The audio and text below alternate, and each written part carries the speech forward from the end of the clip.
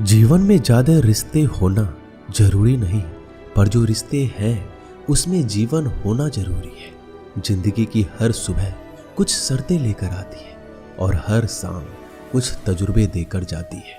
तूफान भी आना जरूरी है जिंदगी में, तब जाकर पता चलता है कौन हाथ छुड़ाकर भागता है और कौन हाथ पकड़कर। सोच का ही फर्क होता है, वरना समस्याएं आपको कमजोर नहीं बल्कि मजबूत बनाने आती है।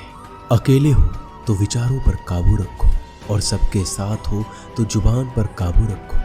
कोई भी रिश्ता अपनी मर्जी से नहीं जुड़ता, क्योंकि आपको कब कहां किससे मिलना है यह ऊपर वाला तय करता है। मान और सम्मान की लड़ाई में कभी अकेले रहना हो तो रह लेना, लेकिन किसी के सामने खुद को टूटने मत देना, क्योंकि जब खुद का सम्मान करोगे तभी दूसरों से सम्मान पाओगे।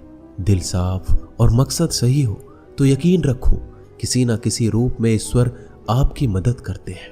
कभी भी किसी पे आंख बंद करके भरोसा ना करें, क्योंकि दुनिया इतनी भी अच्छी नहीं है कि आपके भरोसे को कायम रख सके।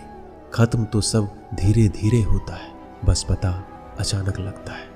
मुश्किल वक्त दुनिया का सबसे बड़ा जादूगर है, क्योंकि वह एक पल में आपके चाहने वालों के चेहरे से नकाब हटा देता है। गलती जीवन का एक पन्ना है, लेकिन रिश्ता पूरी किताब है।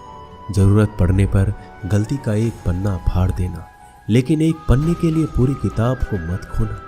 किरण चाहे सूर्य की हो या फिर आशा की, जीवन के सभी अंधकार मिटा देती है। सब्र और सच्चाई एक ऐसी सवारी है जो कभी अपने सवार को गिरने नहीं देती, ना किसी के कदमों में ना किसी के नजरों में। अकेले चलना और आगे बढ़ते रहना आसान नहीं होता, लेकिन अगर हार ना मानी जाए, अपने आप को धोखा ना दिया जाए, तो आखिर में एक बेहतरीन कामयाबी हासिल होकर ही रहती है। अकेले चलना बहुत मुश्किल होता है, बहुत ही ज्यादा मुश्किल, लेकिन अकेले उठाया हुआ हर एक कदम तुम्हारे इरादों को मजबूत बनाता है, तुम्हारे व्यक्तित्व को निखारता है। श्री कृष्ण कहते हैं, हर वो इंसान जो अपनी लड़ाई अकेले लड़ रहा है, अपना रास्ता अकेले तय कर रहा है, लोगों की कड़वी और चुभती हुई बातों को अकेले सह रहा है, बस अपने रास्ते पर चलते रहो और आगे बढ़ते रहो। मैं तुम्हारा साथ अवश्य दूंगा। जिंदगी कमाई दौलत से नहीं मापी जाती, अंतिम यात्रा की भीड़ बताती है कि कमाई कैसी थी। सत्य केवल उनके लिए कड़वा होता है जो लोग झूठ में रहने के आदी हो चुके हैं। जिंदगी में जीतने के लिए जिद होनी चाहिए, हारने के लिए तो एक डर ही काफी है।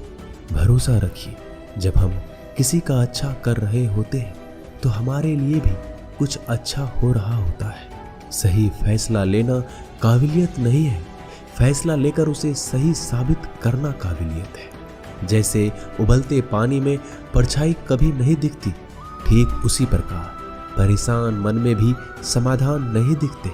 शांत होकर देखिए, सभी समस्याओं का हल मिल जाएगा। संसार में कोई भी मनुष्य सर्वगुण संपन्न नहीं होता, इसलिए कुछ कमियों को नजरअंदाज कर रिश्ते बनाए रखिए। जब किसी को किसी से रिश्ता खत्म करना होता है तो सबसे पहले वो अपनी जुबान की मिठास खत्म कर देता है। आंखों में नींद बहुत है पर सोना नहीं है, यही समय है कुछ करने का, इसे खोना नहीं है। श्री कृष्ण कहते हैं, ना किसी के अभाव में जियो, ना किसी के प्रभाव में जियो। यह जिंदगी है आपकी, अपने स्वभाव में जियो। रिश्ते को इस तरह से बचा लिया करो, कभी मान जाया करो, कभी मना लिया करो। मौन रहना एक साधना है और सोच समझकर बोलना एक कला। जो व्यक्ति स्पष्ट, साफ और सीधी बात बोलता है, उसकी वाणी तीव्र एवं कठोर जरूर होती है, लेकिन ऐसा व्यक्ति कभी किसी को धोखा नहीं देता। जो प्राप्त है वही पर्याप्त है। इन दो शब्दों में सुख बेहिसाब है। कर्म बहुत ध्यान से कीजिए, क्योंकि ना तो किसी की दुआ खाली जाती है, ना किसी की बद्दुआ। कभी याद रखना कि अगर ये दुनिया भेड़ियों का एक जंगल है तो तुम उन भेड़ियों के राजा हो। कहते हैं कि शिकार की तलाश में निकला भेड़िया उन भेड़ियों से ज्यादा भूखा होता है जिन्होंने अपने शिकार को पा लिया हो। तो तुम्हें बस इसी भेड़िए की तरह बनना है जो अपने शिकार की तलाश में भूखा हो। उसका दिमाग तेजी से काम कर रहा हो कि भूख कैसे मिटाया जाए, और ये भूख है कामयाबी की, दूसरों से कुछ अलग कर दिखाने की भूख, लोगों की निंदा से परेशान होकर रास्ता ना बदलना, क्योंकि सफलता शर्म से नहीं साहस से मिलती है।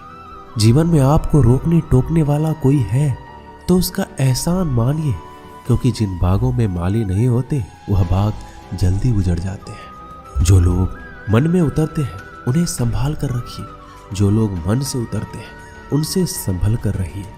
बुद्धिमान लोग कभी इतिहास नहीं रचते, वो तो सिर्फ इतिहास को पढ़ते हैं। इतिहास तो पागल लोग रचते हैं जिन पर दुनिया हंसती है। जिंदगी में इन दो लोगों से हमेशा दूर रहना, एक जो व्यस्त रहने का दिखावा करता है और दूसरा घमंडी, क्योंकि खुद को व्यस्त दिखाने वाला व्यक्ति अपनी मर्जी से बात करेगा और घमंड वाला व्यक्ति अपने मतलब से याद करेगा। किसी को धोखा देकर ये मत समझो कि आप चालाक हो, ये सोचो कि उस इंसान को आप पर विश्वास कितना है। ये इंसान की फितरत है, यदि आप उसका एक बार सहायता ना करो तो वो आपके द्वारा पहले की गई सारी सहायताओं को भूल जाता है। घमंड के अंदर सबसे बुरी बात यह होती है कि वह सामने वाले को कभी महसूस नहीं होने देता कि वह खुद ही गलत है। हमेशा याद रखना कि समस्याओं का कोई आकार नहीं होता, वो तो आपके हल करने की क्षमता के अनुसार बड़ी या छोटी हो जाती है। इंसान को इंसान धोखा नहीं देता, बल्कि वो उम्मीदें देती है जो वो दूसरों से रखता है। जिंदगी में किसी को उतना ही तकलीफ देना जितना कि तुम खुद बर्दाश्त कर सको, क्योंकि तकलीफ देने में बहुत मजा आता है, लेकिन जब खुद के ऊपर आती है तो बहुत रोना आता है। जिंदगी में कोई भी इंसान अपने आप को ऐसे नहीं बदलता।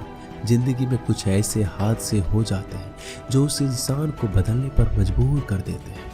किसी के सामने गिड़गिड़ाने से ना तो इज्जत मिलती है और ना ही मोहब्बत। इसलिए अपने स्वाभिमान को हमेशा बनाए रखना। यदि आप में काबिलियत होगी तो वह खुद चलकर आपके सामने आएगा। नाराज मत होना कभी ये सोचकर कि काम मेरा और नाम किसी का हो रहा है। यहाँ सदियों से रुई और तेल जलते हैं, लेकिन लोग कहते हैं कि दीपक जल रहा है। यदि आपके सपने बड़े हैं तो फिर आपके संघर्ष कैसे छोटे हो सकते हैं। यदि कोई आपका विश्वास तोड़ता है तो आप उसका धन्यवाद करना, क्योंकि वही आपको सिखाता है कि विश्वास किसी पर बहुत ही सोच समझ कर करना चाहिए। यह इंसान बहुत ही खुदगर्ज है। जब किसी को पसंद करता है तो उसकी बुराई नहीं देखता, और जब किसी को नापसंद करता है तो उसकी अच्छाई नहीं देखता।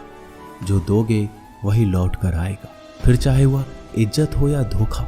दुआ कभी साथ नहीं छोड़ती और बद्दुआ कभी पीछा नहीं छोड़ती। डरिए मत कि हम गलती कर बैठे तो क्या होगा, क्योंकि गलतियों से ही तो सीखोगे। गलतियों से तो खुद का तजुर्बा आएगा। हारेंगे तो सीखेंगे और जीतेंगे तो सिखाएंगे। कई बार लोग कहते हैं कि मेरा तो समय ही खराब चल रहा है, मुझे समझ नहीं आता मैं क्या करूं, कैसे अपने बुरे समय को अच्छे समय में बदलूं। सच तो ये है, आपको एक चीज जो बुरे समय में जरूर करनी चाहिए और बहुत से लोग ये चीज करना छोड़ देते हैं। चलिए इसे समझते हैं इस कहानी के माध्यम से। एक बार एक बहुत ही गरीब किसान था। वह गरीब था, मेहनती था, खुश था। वह रोज सुबह उठकर भगवान से केवल 10 मिनट मंदिर में जाकर भगवान के आगे हाथ जोड़कर प्रार्थना करता था।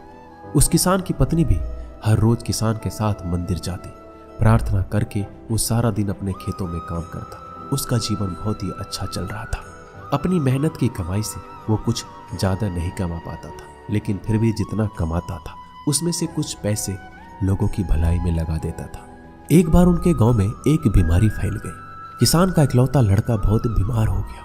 किसान के गांव में इस बीमारी के इलाज के लिए कोई अच्छा डॉक्टर नहीं था।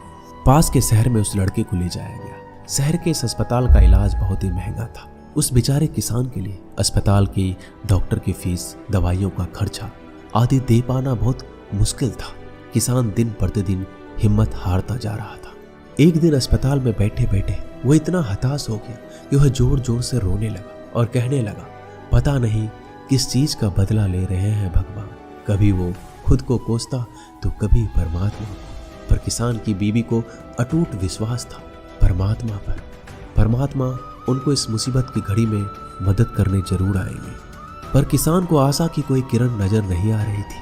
अस्पताल की कुछ ही दूरी पर एक मंदिर था। किसान की पत्नी उस मंदिर में हर रोज प्रार्थना करने जाती। पर किसान का दिल नहीं करता प्रार्थना करने को।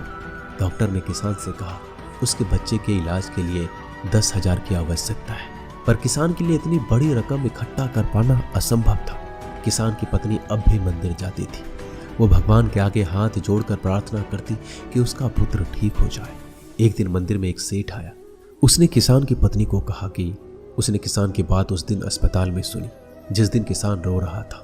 सेठ ने बताया उस दिन सेठ की पत्नी भी अस्पताल में थी। अब वो पूरी तरह से ठीक हो गई है और घर चली गई है। सेठ को बातों ही बातों में पता चल गया कि किसान को 10,000 की आवश्यकता है, तो सेठ ने तुरंत अपने जेब से पैसे निकाल कर देते हुए कहा कि उसके पास इस समय 10,000 ही है और वो रख ले। साथ में सेठ जी ने कागज पर अपना पता लिखते हुए कहा अगर आपको और पैसों की आवश्यकता हो तो बेहिचक मांग लेना। महिला ने उत्तर दिया इस कागज की कोई आवश्यकता नहीं है। वह जानती है कि ये पैसे किसने भिजवाए हैं और जिसने उसे ये पैसे दिए हैं वो परमात्मा उसका हमेशा ख्याल रखेंगे। दोस्तों कहते हैं अटूट विश्वास ये सबसे जरूरी चीज है जो हम लोग अक्सर खो देते हैं अपने बुरे वक्त में। जो उस औरत ने नहीं खोया, उसने तो सेठ का पता लिखा हुआ कागज भी नहीं पकड़ा। वह जानती है कि परमात्मा उनके साथ है, श्री कृष्ण सदैव उनके साथ है। श्री कृष्ण कहते हैं जो मेरा ध्यान करते हैं मैं उनको वो प्रदान करता हूँ जो उनके पास नहीं है, और जो उनके पास है मैं उसकी रक्षा करता हूँ। इसलिए बहुत जरूरी है कि हम बुरे वक्त में परमात्मा का साथ ना छोड़ें। दोस्तों ये वीडियो यही समाप्त होती है। मैं आशा करता हूँ कि इस वीडियो से आपने बहुत कुछ सीखा होगा। मिलते हैं अगली वीडियो में, तब तक के लिए अपना ख्याल रखिएगा। धन्यवाद। जय श्री कृष्ण।